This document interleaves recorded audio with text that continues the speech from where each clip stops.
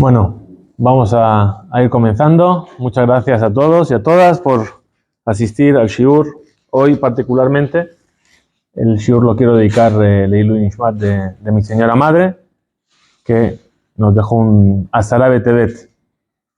Y entonces, dado que es un día particular, que es el ayuno del 10 de Tebet, que está comenzando en esta noche, no vamos a hablar específicamente de la parashá, aunque semana a semana haremos un shiur sobre la parashá, si Dios quiere, pero vamos a hablar de qué significa este día del 10 de Tebet de manera particular. Así que nosotros sabemos, tenemos en el año días de fiesta, y tenemos en el año días en los cuales conmemoramos eventos trágicos y días de ayuno en particular. Y el día 10 del mes de Tebet fue fijado como un día de ayuno por nuestros sabios. ¿Qué es lo que ocurrió el 10 de Tebet o por qué estamos ayunando el 10 de Tebet? En realidad, el 10 de Tebet lo que hace es reunir en una sola fecha tres motivos de ayuno. Tres desgracias que ocurrieron. Una ocurrió el 8 de Tebet, otra ocurrió el 9 de Tebet y otra ocurrió el 10 de Tebet. Bien. Entonces vamos a ir en orden. Empecemos por el 8 de Tebet. Bien. ¿Qué es lo que ocurrió el 8 de Tebet? Por lo cual nuestros sabios dijeron que deberíamos ayunar por ello. Entre paréntesis, primero, evidentemente, si hay tres cosas para ayunar en 3 días consecutivos, nuestros sabios, que por eso son sabios, dicen, si ponemos 3 días de ayuno seguidos, ¿quién lo va a hacer? El tato. Entonces dijeron, vamos a juntarlo todo en un solo día. Bien. Y por eso juntaron las tres desgracias. Nosotros las recordamos en un solo día, que es el día 10 de Tebet. El 8 de Tebet es la fecha en la cual falleció Ezra HaSofer. Bien, ¿quién es Ezra HaSofer? Nosotros sabemos cuando el primer templo, el templo que construyó Shlomo HaMelech, fue destruido, los judíos fueron llevados en exilio a Babilonia, y el exilio de Babilonia duró 70 años. El rey Ciro, primer rey del imperio persa, coge y tiene un sueño y hace una proclama diciendo todo aquel que quiera retornar a construir la casa de Hashem, que se vaya, que pueda volver a Israel y que se pueda reconstruir el Bet HaMikdash.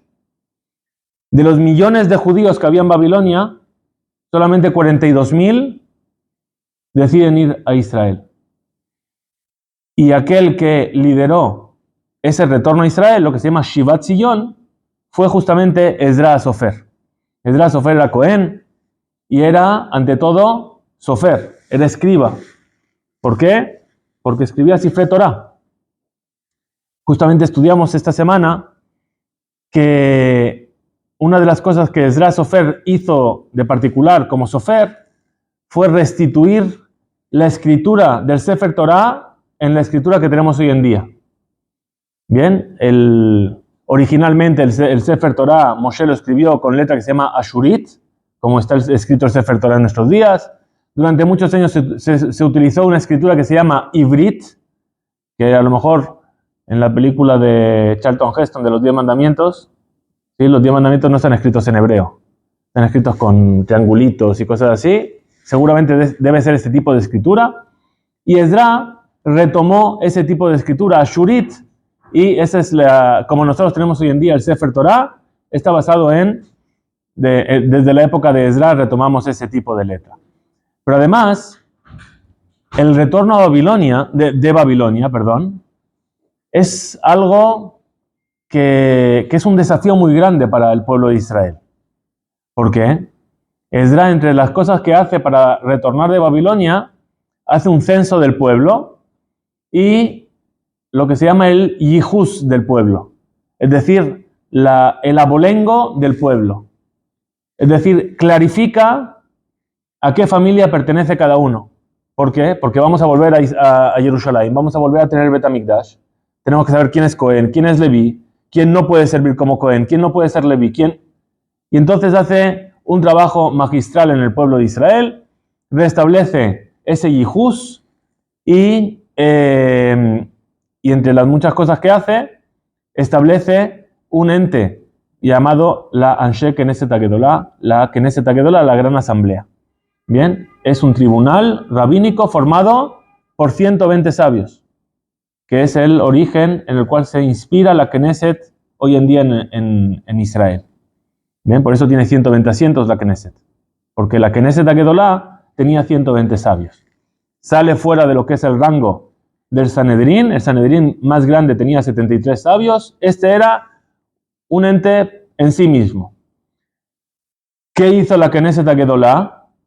Bueno, pues si alguna vez hemos escuchado el Pirkei Avot, ¿sí? Moshe Kibel Torah mi Sinai, Umsará li Yoshua, Yoshua Lizkenim, ¿sí? Nos habla de la transmisión de la Torah, y al final, un Vim Mesarúa Leanshe Knesset Agedolá llegó hasta la Gran Asamblea, y a partir de la Gran Asamblea se empezó a legislar de una manera en la cual no volvió a haber un tribunal tan grande que hizo decretos, y todos los decretos de la Gran Asamblea siguen en pie hoy en día.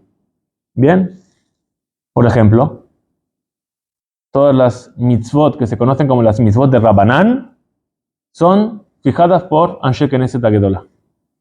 Nuestra tefilá, como la conocemos hoy en día, es fijada por Anshe Knesset Agedolá. El Sidur, la Agadá, todas esas cosas que nosotros tenemos hoy en día, que para nosotros son evidentes, datan de la época de Anshe Knesset Agedolá. Hasta entonces no existía un orden. La situación del pueblo de asimilación en Babilonia hace que sea necesario legislar todo esto y ordenar todo esto y protocolizar todo para que el judaísmo vuelva a estar en un nivel en el cual sea nuevamente del pueblo y no sea solamente de los eruditos que viven ahí en la torre alta y que nadie puede llegar a ello. Bien. Hasta el punto es grande es la figura de Ezra, que nuestros sabios nos dicen que en realidad la Torá nos la debería haber entregado Ezra. Pero nació en el mal momento, se le adelantó Moshe. Si no fuese porque hubo un Moshe Rabenu antes, Ezra habría sido Moshe Rabenu. Bien. Entonces, el 8 de Tebet es el día en el cual fallece Ezra. La pérdida que genera en el pueblo es tan grande que nuestros sabios decretan que ese es un día muy trágico y que merece un ayuno por sí mismo. El 9 de Tebet. ¿Qué pasó el 9 de Tebet? El 9 de Tebet ocurrió en la época griega. Hay un rey que seguramente conocéis, se llama el rey Ptolomeo. ¿Bien?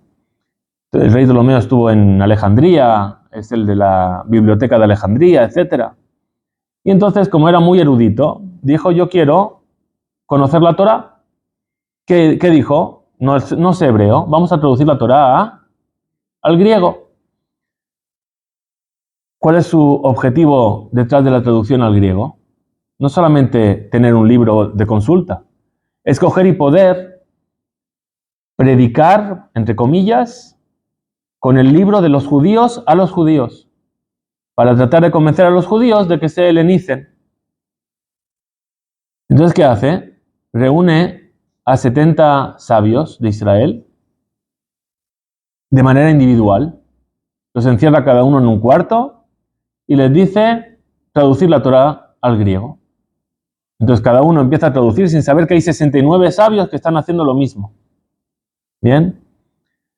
Cuando terminan, un 9 de Tebet, aparecen 70 copias de la Torá en griego. ¿Cuál es el milagro? Que todas son exactamente iguales. Bueno, me podríais decir, bueno, es normal, tradujeron un texto que es igual para todos. No. ¿Por qué? Porque cuando una persona traduce un texto, no busca solamente a traducir las palabras, busca a mantener el sentido de lo que está traduciendo. Entonces, a veces hay giros en una traducción que no se apegan al lenguaje original. Bien, todos los giros que utilizaron los sabios para traducir la Torá del hebreo al griego, todos utilizaron los mismos cambios y todos que generaron el mismo texto exactamente. Por ejemplo, ¿cómo comienza la Torá? Bereshit, bara Elohim, ¿verdad? Al comienzo creó Dios. Sería la traducción, ¿no? Muy bien. ¿Qué dijeron los sabios? Dice, ¿para qué quieren los griegos la Torá? ¿Para engañarnos? ¿Qué va a pasar? Si escribimos en el comienzo creó Dios, nos van a decir, hay un ente llamado comienzo que creó a Dios. Entonces, ¿qué hicieron? Alteraron el orden y dijeron, Elohim bara Bereshit. Dios creó al comienzo. Ahora, a uno se le puede ocurrir, pero a los 70 se les ocurrieron los mismos tipos de cambios. A pesar de ello, de ese gran milagro, que se pudo mantener ese texto sin ser una herramienta para equivocarnos, a pesar de ello, nos dicen nuestros sabios que cuando se completó la traducción de la Torá al griego, bajaron al mundo 3 días de oscuridad. ¿La oscuridad qué significa? Torá, ¿sí? Torá viene de también orá, or, es luz. Cuando tú coges y tratas de modificar la Torá, ¿qué estás haciendo? Estás opacando el mundo, estás trayendo oscuridad al mundo. Porque a fin de cuentas, el texto de la Torá no es un texto plano. Los textos están en 2 dimensiones, ¿verdad? Planos, ¿sí? Pero la Torá es un texto que tiene una particularidad. Es plano, pero es profundo. Es decir, tú puedes leer la Torá plano o la puedes leer en diferentes capas de profundidad. ¿Cómo se llama esto? Nos enseñan nuestros sabios. Dicen, hay 4 sabios que ingresaron al Pardés. ¿Habéis oído alguna vez hablar del Pardés? El Pardés, en hebreo, es un huerto.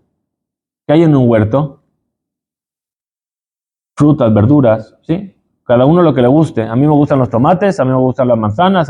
Cada uno va al huerto y coge lo que le gusta. De la misma manera, la Torá, a ese nivel es como un huerto. ¿Por qué? Porque según mi nivel, según lo que yo busque, puedo encontrar en diferentes niveles dentro del mismo texto que están leyendo 2 personas. Y además el Pardés viene a simbolizar esos niveles que componen el estudio profundo de la Torá. Son 4 letras, 4 niveles. La letra Pei, la primera letra, hace referencia al sentido simple del texto de la Torá. Se llama Pshat.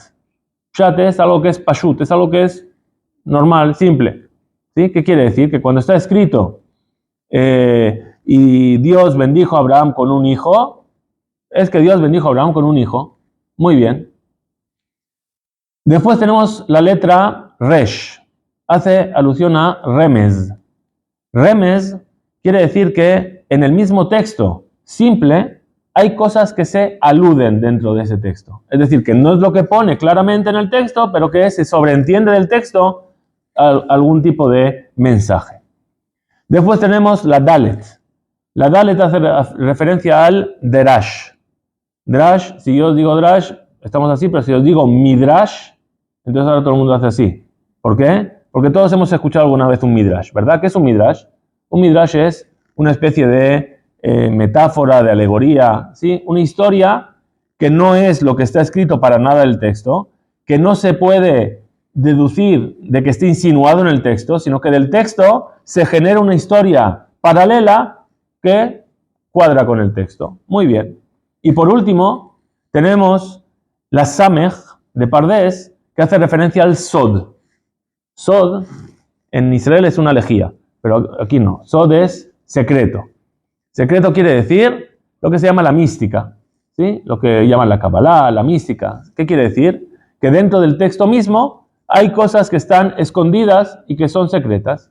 Ahora, evidentemente, esto es un proceso, ¿sí? Yo no puedo escribir Pardés escribiendo Sardep, ¿verdad?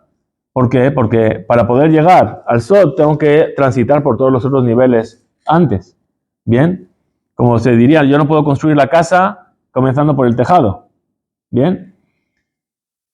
Y nos dicen nuestros sabios que hay 4 sabios que ingresaron al Pardés. ¿Qué quiere decir ingresaron? Que consiguieron entender la Torá en toda su profundidad, en todos estos niveles. Los resultados de cada uno fueron muy diferentes.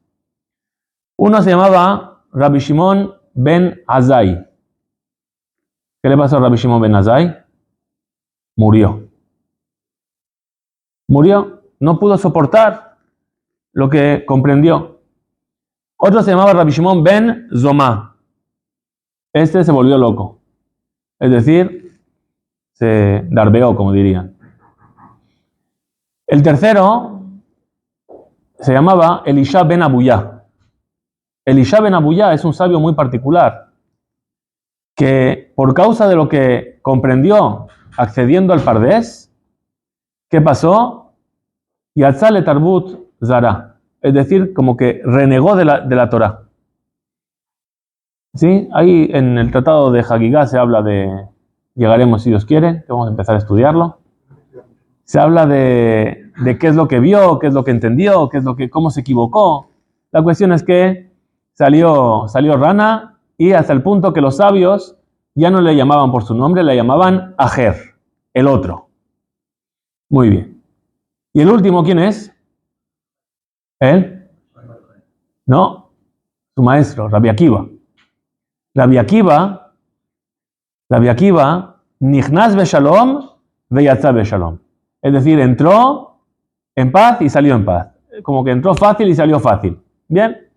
Muy bien. Eso nos viene a hablar de qué? De que el texto de la Torá no es un texto plano, es un texto que traducirlo es una tarea muy compleja. Y es una tarea muy peligrosa, podríamos decir incluso. ¿Por qué? Porque el traductor necesita que lo que él va a traducir tenga un sentido. Si yo traduzco palabra por palabra, ¿qué pasa? A veces formo frases que, si las leo 1000 veces, no las entiendo. Entonces yo tengo que adornar, cambiar, poner una coma aquí, cambiar una coma allá, para que lo que se está escribiendo en otro idioma tenga un sentido. ¿Bien? Sin embargo, la Biblia, a fin de cuentas, es el libro más traducido del mundo. ¿Bien? Está traducido a todos los idiomas. ¿Sabéis qué idioma hablan los esquimales? ¿No? El inuí. ¿Sí? Se dan besos con la nariz los esquimales y hablan inuí. La Torá está traducida al inuí. Entonces, ¿qué es lo que pasa? Todos conocen la historia de la Kedat Yitzhak? ¿Sí? Dios le ordena a Abraham, coja a tu hijo Isaac, llévalo a sacrificarlo. ¿Bien? Y finalmente, ¿qué es lo que pasa? ¿Lo sacrifica? No. En su lugar, ¿qué sacrifica? Un corderito. ¿Cuántos corderitos tienen los esquimales? Ninguno. Ahí no hay corderitos. ¿Qué es lo que hay? Pingüinos, focas, ¿sí? Pues cuando tú lees Akedat Yitzhak en Inuí, y he aquí que Abraham cogió el cuchillo y levantó el cuchillo y fue a lanzarlo contra su hijo, y el ángel le dijo, no lances tu mano contra el joven, porque ahora yo sé que eres temeroso de Dios. Y aquí que Abraham levantó sus ojos, y aquí que había un bebé foca que estaba atrapado. Espera, ¿cómo que un bebé foca? Me acabas de cambiar, no solamente que me has cambiado el pshat, no solamente me has cambiado el sentido de lo que está escrito. De el corderito de Isaac, nosotros tocamos el shofar en Rosh Hashanah. Ya no hay shofar. ¿Sí? Del otro cuerno del corderito de Isaac es el cuerno del Mashiach. Ya no hay Mashiach. ¿Sí? En Rosh Hashanah hacemos el seder de Rosh Hashanah, ponemos la cabeza, ¿verdad? ¿Sí? Y recuerda el ail del sacrificio de Isaac, alaba shalom. Ya está, no comes cabeza de cordero. Cabeza de foca a lo mejor, no sé si...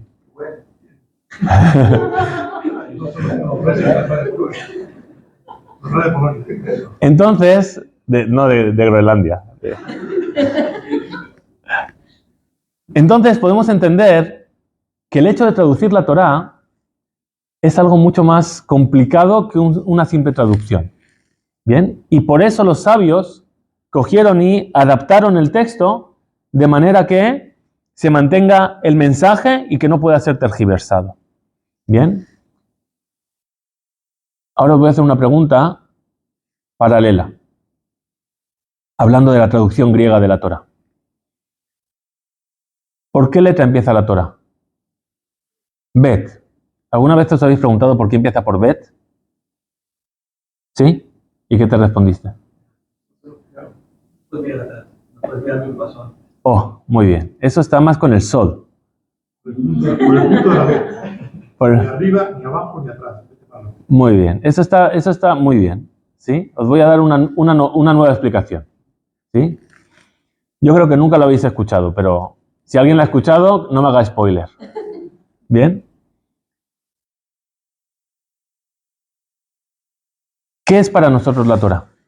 Nosotros tenemos, antes de subir a la Torá, decimos una verajá, ¿verdad? Asher bajarbanu mikola amim, benatan lanu et torato, ¿sí? Que nos escogiste entre todos los pueblos y nos has entregado la Torá. La Torá es un libro universal. Todos los pueblos quieren Torá. Los griegos, los esquimales, todo el mundo quiere. ¿Cuál es la diferencia?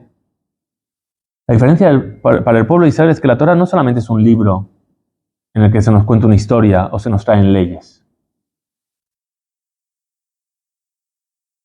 Uno de los motivos por los cuales nos dicen nuestros sabios que se destruyó el Bet HaMikdash es porque no decían la verajá de antes de estudiar Torah. Shelo barjú a la Torah Rishonah. Y por eso se va a destruir la Torah. Se va a destruir el Bet HaMikdash. ¿Sí? Wow. Ahora entiendo por qué no se reconstruyó. No. Eso. Porque no bendecían por la Torah. Yo puedo ver la Torah como un libro de historias, o puedo ver la Torah, como hemos estado diciendo aquí, como un libro que tiene una profundidad. Cuando Hashem le dio la Torah a Moshe, ¿qué es lo que hizo? Cogió y lo que es infinito, que es Hashem, lo limitó dentro de la forma de las letras. Es decir, que cada letra de la Torah en sí misma es infinita. Si yo cojo un libro cualquiera y trato de entenderlo de esta manera, no puedo. Quiere decir que yo puedo abrir la Torah como un libro de consulta, o puedo abrir la Torah como la infinidad de Hashem. Entonces, si yo tomo conciencia de eso, entonces Asher bajarbanu mikola amim. Dios nos escogió entre todos los pueblos. ¿Por qué? Porque mi vínculo con la Torah, Baruch Ata Hashem notena Torah, que das la Torah, mi vínculo con la Torah es diferente. No es el vínculo de una persona que abre un libro cualquiera. ¿Cómo comienza la Torah para los griegos? Lo acabamos de decir. Elohim bara bereshit. ¿Con qué letra? Aleph. ¿Por qué? Porque para ellos la Torah es solamente una cosa. Es un libro. Para nosotros la Torah son dos cosas. Por un lado está la historia y por otro lado está nuestro vínculo con la infinidad de Akadosh Baruj Hu. Por eso la Torah empieza con Bet. No puede comenzar por Aleph. Porque es más que un simple libro. Cuando tú coges algo que es más que un simple libro y lo traduces, baja la oscuridad al mundo. Y eso es lo que ocurrió el 9 de Tebet. Bien. ¿Qué nos queda? Nos queda el 10 de Tebet. El 10 de Tebet es uno de los 4 ayunos relacionados con la destrucción del Bet HaMikdash. Tenemos el ayuno de Gedaliah, el 3 de Tishri, tenemos el ayuno del 17 de Tamuz, en el cual se abrió la brecha en la muralla de Jerusalén, tenemos el fatídico 9 de Ab, en el cual fueron destruidos los 2 Bet HaMikdash, y tenemos el 10 de Tebet, que nos viene bien porque cae así en invierno, es cortito, ¿sí? Y es facilito. Pero ¿qué es lo que pasó el 10 de Tebet? El 10 de Tebet es el comienzo del asedio a la ciudad de Jerusalén por parte de los babilonios. ¿Bien?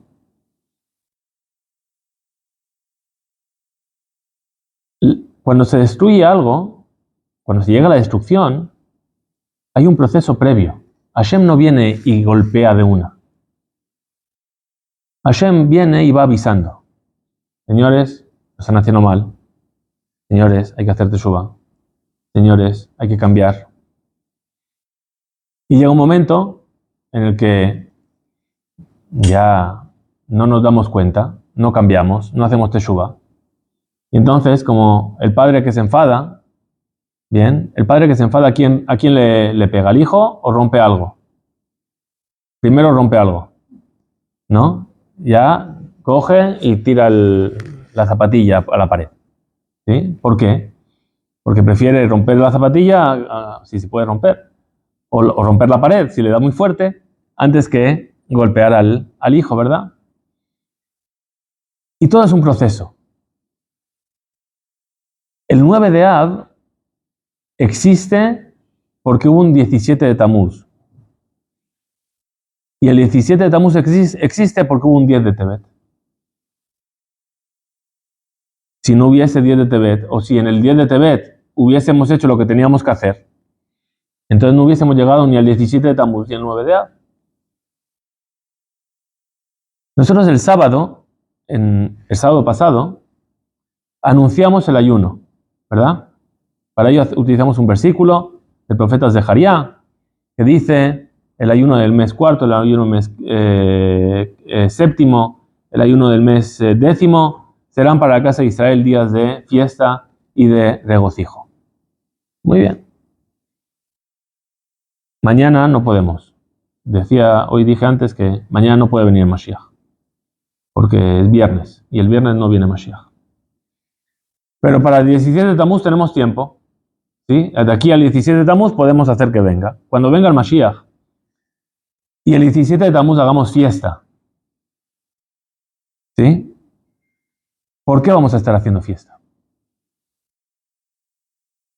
¿Por qué? El año pasado ayunamos. El próximo año vamos a hacer fiesta, barbacoa, en Jerusalén. La carne de... Porque llegó el Mashiach, pero no llegó el 17 de Tamuz. No llegó el 17 de Tamuz. Reconstrucción del templo. Pero no se va a reconstruir el 17 de Tamuz mismo. ¿Él? Lo inaugura. La inaugura. Como el Camp Nou, que no se sabe cuándo lo van a inaugurar.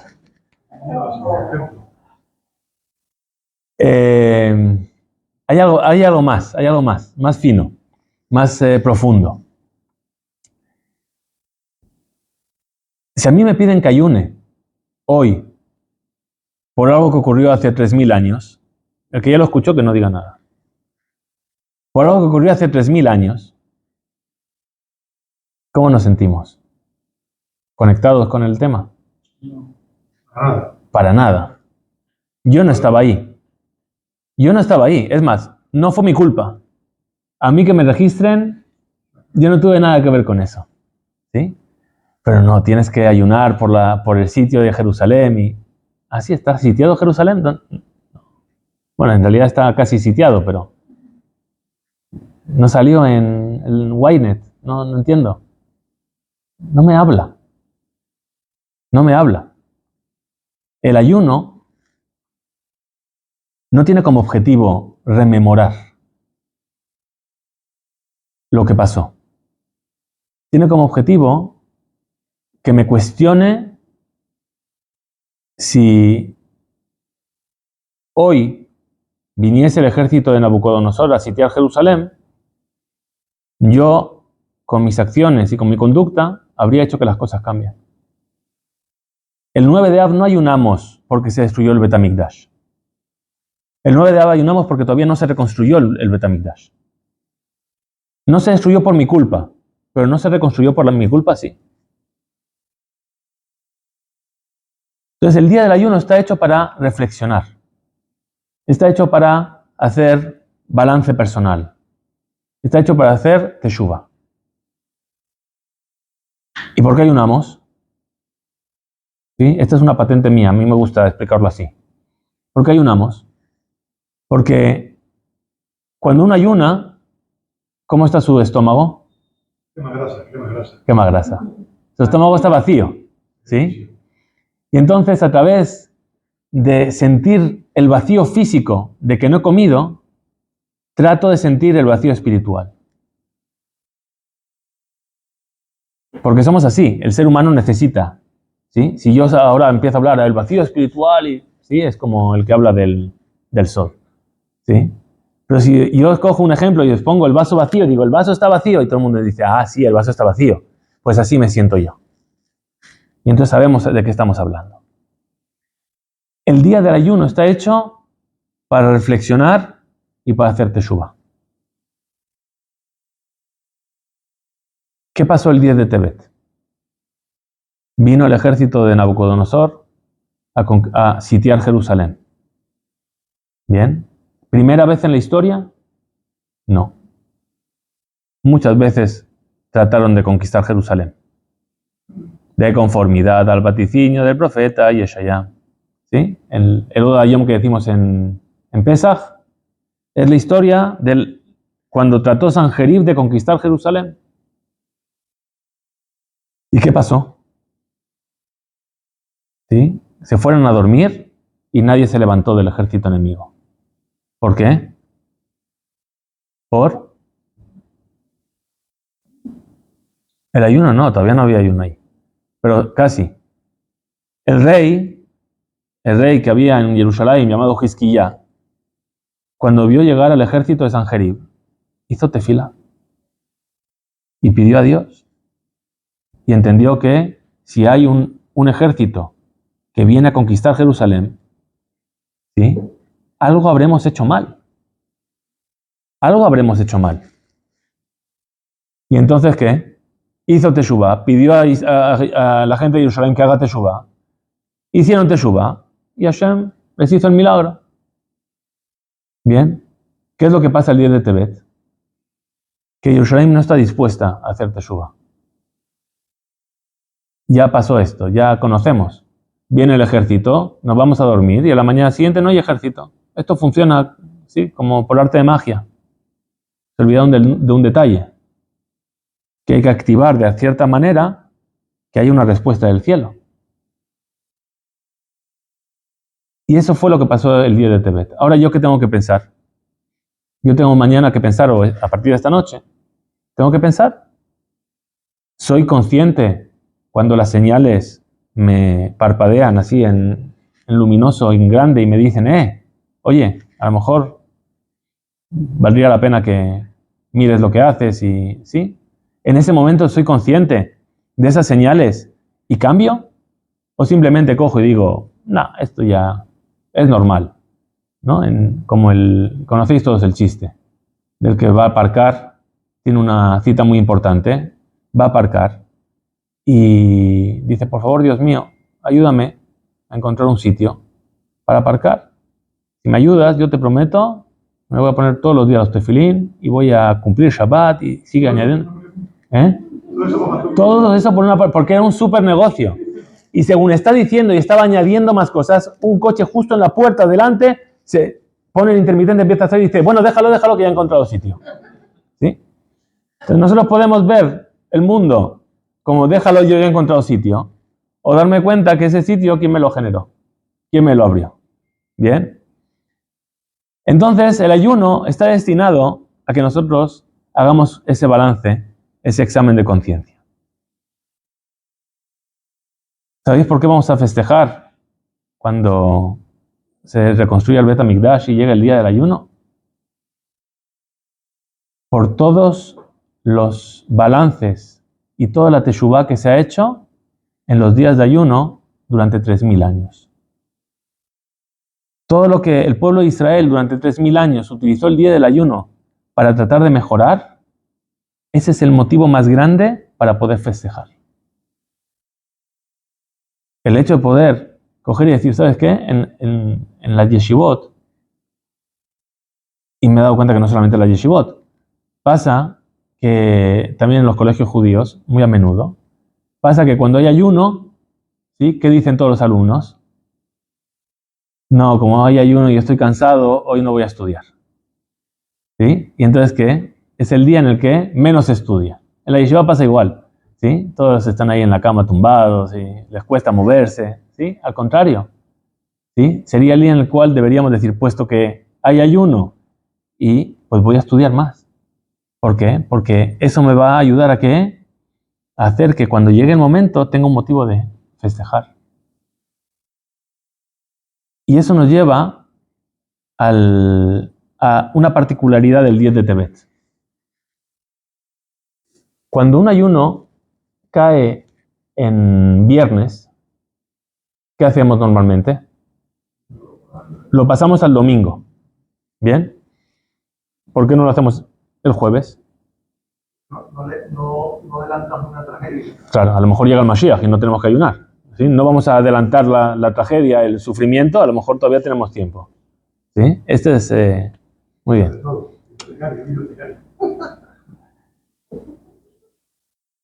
El único ayuno que no se pasa a domingo si cae en viernes, no, Esther se pasa. Bueno, se adelanta, es el único que se adelanta. El único que no se cambia es Asara B'Tevet. Hoy es jueves, mañana ayunamos. ¿Sí? Es el único ayuno que aunque sea viernes ayuna. Hay que tener cuidado porque vamos a entrar en Shabbat en ayunas. No podemos alargar el ayuno, hay que hacer el kiddush justo a la salida de las estrellas para que, ¿sí? Hay que modificar los horarios de Arbit, no sé si lo habéis tenido en cuenta. ¿Sí? Si se te ayuna, sí, no. Y si la gente no ayuna, ¿qué haces? Sí. Arbit a las 5:30, pero por Tanit es a las 5:20. Se saca Sefer, ¿no? Pero si la gente no ayuna, ¿se saca Sefer? Si la gente no ayuna, no se saca Sefer, en Minjá. No, hay 6. 6 que ayunen. 6 que ayunan. 6 que ayunen. Y según dónde hay quien no saca Sefer en Minjá, aunque haya 6 que ayunen, si se hace Minjá tarde. ¿Sí? Aquí le pregunté a Rabbi Moshe, me dijo que sí se saca. ¿Sí? Pero hay lugares donde prefieren hacer Minjá Gedolá al mediodía para poder sacar Sefer. ¿Bien? Entonces, es el único ayuno que se hace aunque sea viernes. Decía antes, expliqué antes, que el primer motivo es lo que se llama una Gezerat HaKatuv. Gezerat HaKatuv quiere decir que el texto no me permite hacerlo de otra manera. Es decir, por la dificultad de lo que está escrito. En el texto del Tanaj dice, Be'etzem hayom hazeh, en ese mismo día llegaron los ejércitos de Nabucodonosor a sitiar Jerusalén. Y de ahí dicen, en ese mismo día, es en ese mismo día que tienes que ayunar. Sí, no cae en sábado nunca. Nunca cae en sábado. ¿Sí? Fijaos que Kislev es un mes muy complicado, porque a veces tiene 29 y a veces tiene 30. Normalmente los meses tienen 29 o 30 días y se van alternando. ¿Bien? Hay 2 meses que son móviles. Según cómo viene el año, ¿sí? se va modificando. Bueno, en realidad hay tablas muy antiguas y se calcula de tal manera que nunca caiga el 10 de Tebet en Shabbat. Igual que Kippur nunca cae en viernes, ni nunca cae en domingo. ¿Viernes? En viernes no, Kippur no. En Shabbat sí, Shabbat. pero en viernes no. Porque imaginaos, mañana os vais a dar cuenta por qué. Mañana os vais a dar cuenta por qué. Porque cuando termine el ayuno, ¿sí? Vamos a romper el ayuno con el kiddush, ¿sí? Y a ver quién tiene ganas de comerse la comida de Shabbat, copiosa, todo esto después de un día de ayuno. Y es un ayuno chiquito. Imaginaos después de Kippur, Aquí te lo comen. aquí te lo comen. Es decir, Muy bien. Entonces, dijimos que, porque estamos explicando por qué el 10 de Tebet se hace aunque sea viernes. Lo primero que dijimos es Gezerat HaKatuv. Lo segundo tiene que ver con un juego o algo simpático de la fecha en sí mismo. El 10 de Tebet es el día 10 del 10º mes. ¿Bien? ¿Y entonces qué? Cuando estabais en el colegio, ¿sí? ¿Teníais un profesor de judaísmo? ¿Alguna vez os puso 10 sobre 10? No, ¿verdad? Y tú hacías el examen y decías, ¿seguro que voy a sacar? ¿Alguna vez puse 10 sobre 10? Buah, ¿cómo te quejabas de que no te ponía 10 sobre 10? Te puedo decir que te lo merecías, pero... ¿Sí? Era mi política. ¿Por qué? Porque cuando sacas 10 sobre 10, ¿qué es lo que te queda por aprender? Nada. Ya tienes 10. De ese tema. Majón. Nada. Sí. No sé siempre mismo tema. Pero tú ya sientes que lo sabes todo. Incluso sabes que de ese tema todavía te quedan muchas cosas por aprender. Y entonces, ¿qué? Cuando tú ya no tienes nada que aprender, entonces, una vez que has llegado arriba, ¿qué es lo que te queda por hacer? Empezar a bajar. Esto es así. La vida es así. Bien, el que no está subiendo, no hay estar parado en un lugar. El que se queda parado en un lugar empieza a bajar. Entonces, ¿qué? Si tú ya crees que has llegado a la cima, entonces lo único que te queda es todo cuesta abajo para bajar de donde estabas. Lo dice el rey David.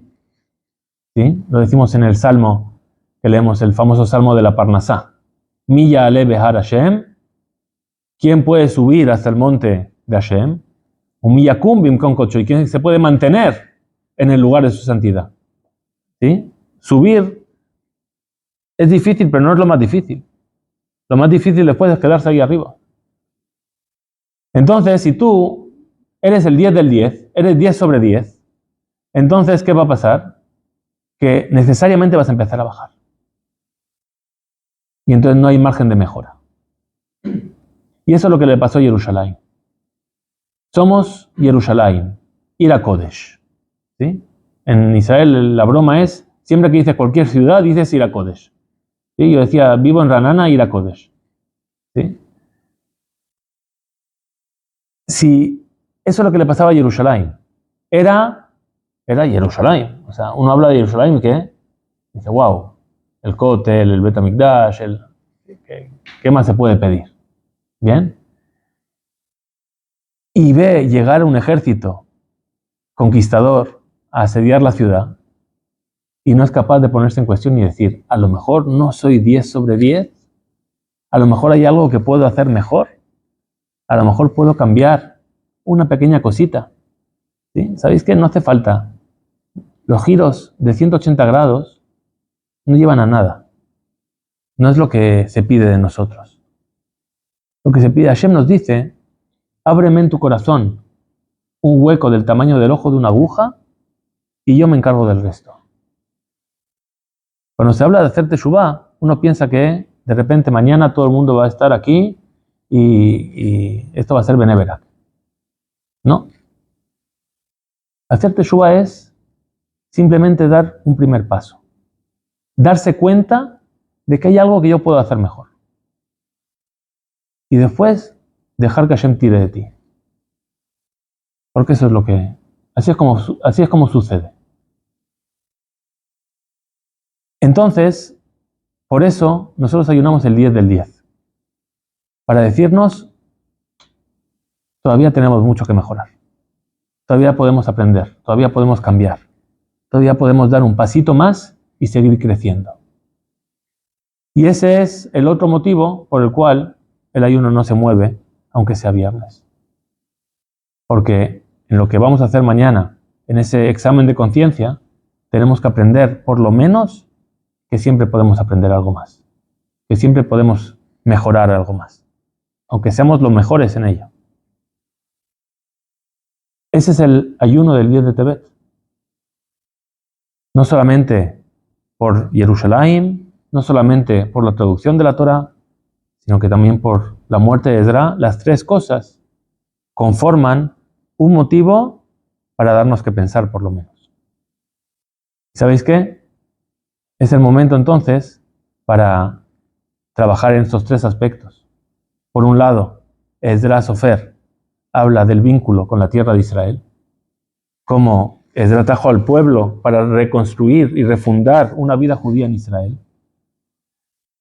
El tema de la traducción de la Torá habla de mi vínculo con la Torá.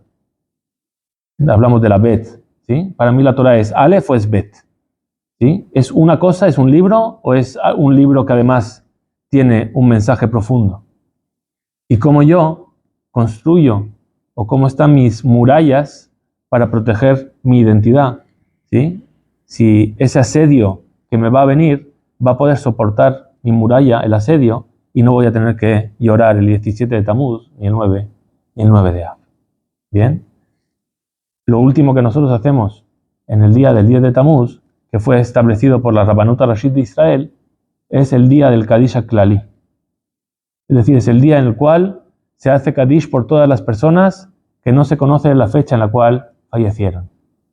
¿Sí? Y es justamente por todo esto que hemos dicho que se eligió esta fecha. Porque es una fecha que da pie a la reflexión y pie a la reconstrucción de algo que todavía no fue destruido.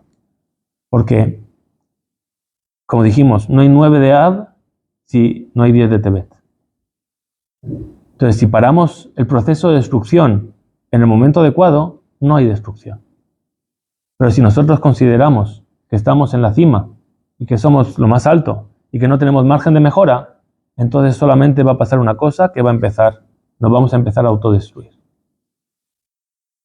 Espero que por lo menos nos dé pie para reflexionar, para pensar un poco sobre ello, y si algo pensamos y algo analizamos en nuestra conducta mañana y nos sirve para eso, ya valió la pena y tendremos un motivo para festejar cuando llegue el año que viene, el Mashiach, y hagamos fiesta el próximo día de Tebet.